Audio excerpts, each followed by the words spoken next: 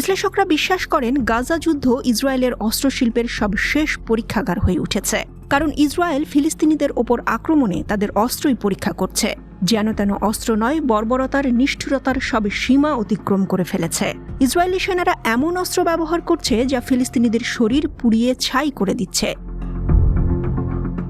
Thermal বা তাপীয় অস্ত্র, যা ব্যবহার করে গাজায় নিহতদের মৃতদেহ গলিয়ে বাষ্পীভূত করে ফেলা হচ্ছে। থাকছে না হত্যার কোনো চিহ্ন।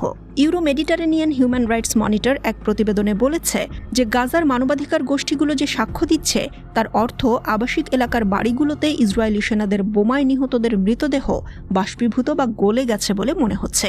রিপোর্টে বলা হয়েছে ইসরায়েল গাজা উপত্যকায় গণহত্যার অংশ হিসেবে যে অস্ত্রগুলো ব্যবহার করছে তা খতিয়ে দেখতে বিশেষজ্ঞদের একটি আন্তর্জাতিক কমিটি গঠন করতে হবে। 7 অক্টোবর 2023 সাল থেকে চালানো হামলায় এমন বোমা ব্যবহার করা হয়েছে যা এত বেশি তাপ উৎপন্ন করে যে ক্ষতিগ্রস্তদের দেহ বাষ্প হয়ে যায়।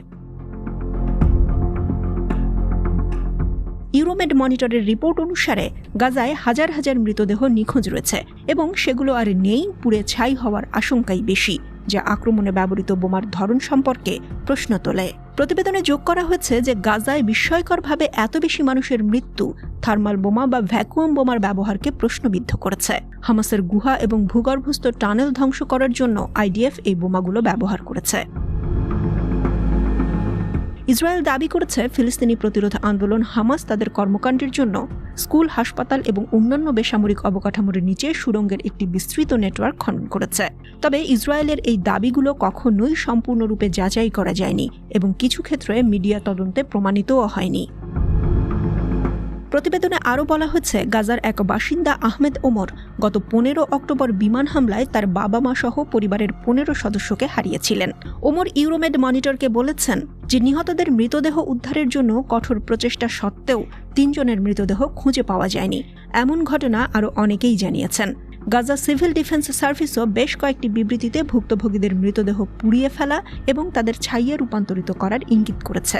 গাজার স্বাস্থ্য মন্ত্রণালয় একটি বিবৃতিতে সতর্ক করেছে যে চিকিৎসা কর্মীরা অস্বাভাবিক অস্ত্রের ব্যবহার পর্যবেক্ষণ করেছে, যা নিহত এবং আহতদের মৃতদেহকে মারাত্মকভাবে পুড়িয়ে দিয়েছে।